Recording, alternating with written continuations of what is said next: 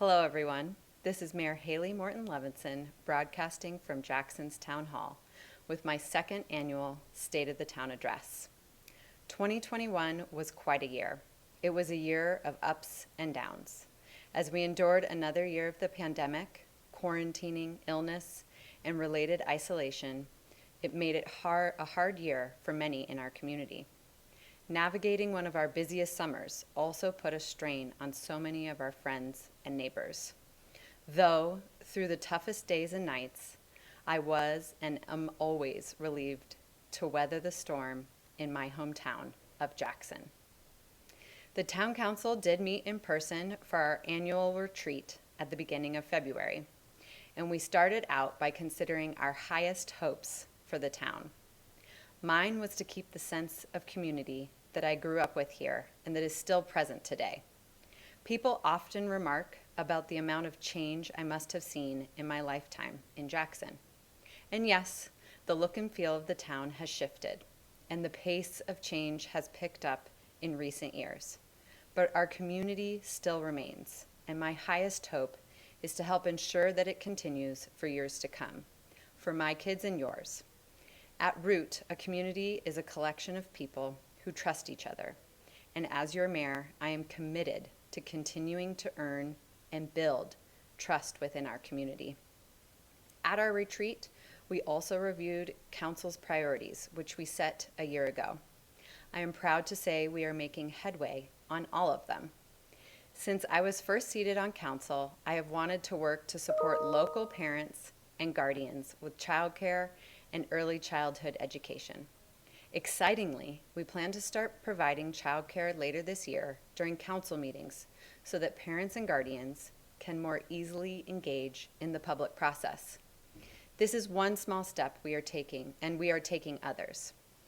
A recent study of childcare in our area demonstrated that there is a great need for space for providers to set up shop. So we are evaluating town buildings for potential spaces to rent to an early childhood education provider. With the daycares in town completely full and holding wait lists of hundreds of kids, the town is working on ways to help the youngest among us and their families thrive. Another major priority for this town council is water quality. Our public works team is developing a stormwater management program. A specialized consultant is working to map the current stormwater system, make recommendations, and develop a robust stormwater program. In addition, work is underway reviewing the town's wastewater treatment plant. Water experts are assessing our treatment process and water quality. This spring, we will host community engagement sessions to highlight what they found and how the town can continue to improve the quality of the water treated at our plant. Additionally, the town is supporting the county as it works to develop a water quality master plan. It is heartening to know the amount of effort we are putting toward ensuring we have top quality water for many years to come. In addition, this year, council developed a uniform process for requests for water and sewer connections outside the town, which is crucial as the town fielded more requests to hook up to our limited sewer system and wastewater treatment plant than ever before. As a council, we spent the most time in the past 6 months talking about funding. This was vital. Fiscal responsibility is one of our mandates as electeds, and it was important for the council to get on the same page. The reality is the town is facing an impending funding challenge. To share a bit of brief history of Jackson, in 1973, over a decade before I was born, the mayor of Jackson made a deal with his constituents. The bargain was that if the community voted for another cent of sales tax, the town would forgo collecting property tax. It worked, and we have not collected property tax since then, but for the $500,000 put in place last year. But today, nearly 50 years later, as our community grows, so do our needs, and the town cannot keep up without more reoccurring revenue. Today, the town treats and supplies more water, manages more storm drains and water mains, maintains more public restrooms, parking lots, sidewalks, and roads, and answers more calls for service for firefighters and police than ever before. Our community has grown in population size and in sophistication in terms of the standards of service we consider necessary. In recent years, we have seen exponential growth, rates of 50 to 70% in the need for core services that town provides, things we depend on every day. This statistic always sticks in my mind. Calls for service for our fire EMS department have increased 69% since 2010. In addition, funding for human service agencies has risen 15% in the last 2 years, and Council has voted unanimously to support them, knowing the crucial role these organizations play in our community. You may have heard that Council was considering asking our community to vote about an additional cent of sales tax this coming November in order to address this future funding needs. At our retreat, we decided to hold off on that to focus on capital projects with the Specific Purpose Excise Tax, or SPET, in November. We still need to discuss SPET with the County Commission, and if it goes forward, we will determine the capital projects you see on the ballot in the coming months. All of this said, the additional cent of sales tax will still be a necessity. Due to one-time funds, we are on solid financial footing at the moment. But as a prudent businesswoman, I can't not continue to watch needs outpace revenues without asking our community to support another penny of sales tax, 60% of which comes from visitors and the strongest revenue tool available to us.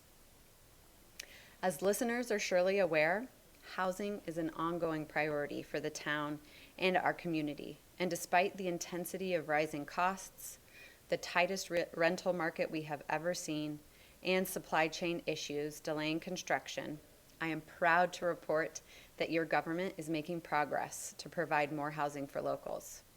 Our housing department, a joint entity with Teton County, added 83 permanently deed-restricted units and 8 dorm beds to our housing stock in 2021.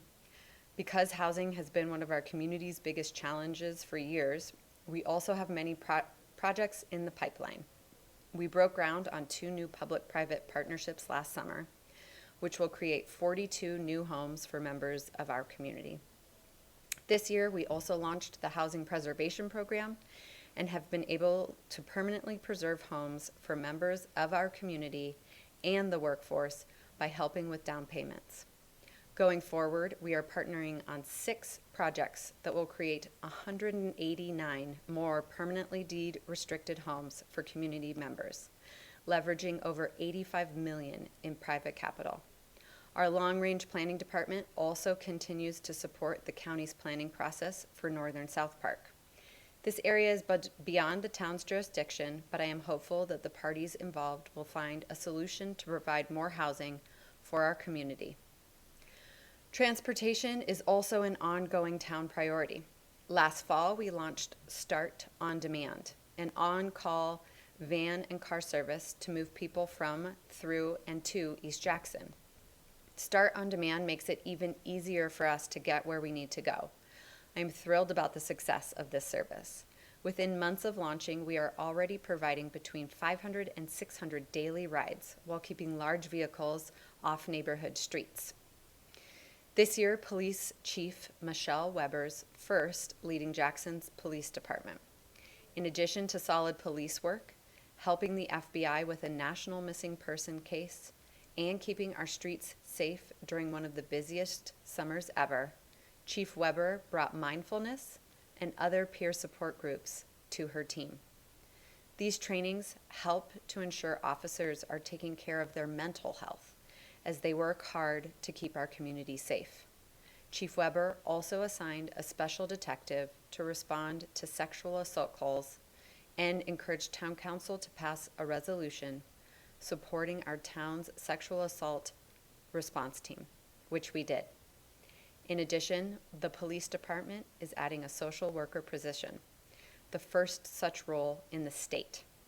In the past few years, this department has seen a consistent increase in crisis-related calls from community members dealing with the pandemic, mental health, and financial strains.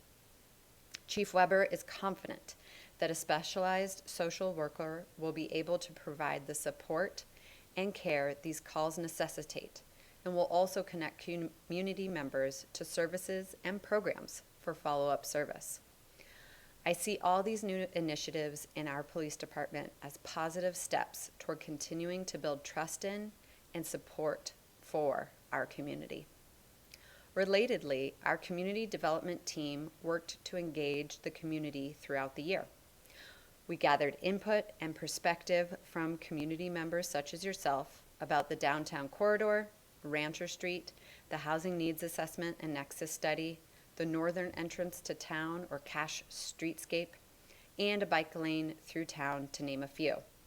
With each project, staff incorporates community perspective, shares that with council as they propose possible directions, and closes the loop by checking back with the community members about council's decisions and how input was utilized. This is all part of the town's commitment to engage as broad a cross-section of our community as possible. The town council also prioritized the creation of an equity task force to make recommendations on priorities, policies, and solutions to help bring a wider variety of voices and perspectives into the conversations. We are still in early stages, having held interviews early this week, but we had an impressive response to the call for applications, demonstrating the importance of centering equity and bringing a broader array of voices to the local government table. We formed the Community Development Department to shrink the distance between people affected by decisions and those that make them. And I see the Equity Task Force as a great step toward accomplishing this goal. This year, that team also launched a new website, which is completely accessible in Spanish. We also created Chats with Council, you may have joined, where 2 council members set aside an hour to engage with community members, field questions, hear perspectives, and connect with one another. It's really great to host these regular check-ins and have an informal setting for dialogue with community members. Please join us the last Wednesday of each month on Zoom and contact our Community Development Department to learn how. Connecting with others in our state is also an important goal to further our goals in Jackson and build relationships with our counterparts across the state. During this year's state legislative session, a group of us will head to Cheyenne to connect with other officials from towns across the state and support our legislators. As more localities across Wyoming become Zoom towns, they are facing challenges we have dealt with in Jackson for many years. We regularly support our fellow Wyomingites as their municipalities take initial steps in areas we have experience with, including housing, our non-discrimination ordinance, and plastic bag ban, among other things. And we lean on them for their expertise and experience as well. As I said at the start, it has been quite a year. And what has kept me going is the amazing community we have here in Jackson. Returning to trust, trust is built in the day-to-day work of life. Going to meetings, driving people places, planning events, bringing meals to friends with new children or COVID, visiting with people. Trust is built on being there for one another in a small and big ways. I want to close with a story that was recently published in the News and Guide. Barbara Arnett shared. On Friday morning, I was walking to work in -degree weather. Our town crew was working at the Broadway-Willow intersection to close the block and prepare the track for the sled dogs. I started to step off the curb and onto the ice when the man who had been operating a grader approached me. He made a joke about my bravery in attempting to cross the ice. He then put an arm under my elbow and escorted me across the intersection, thereby ensuring I didn't end up on my behind.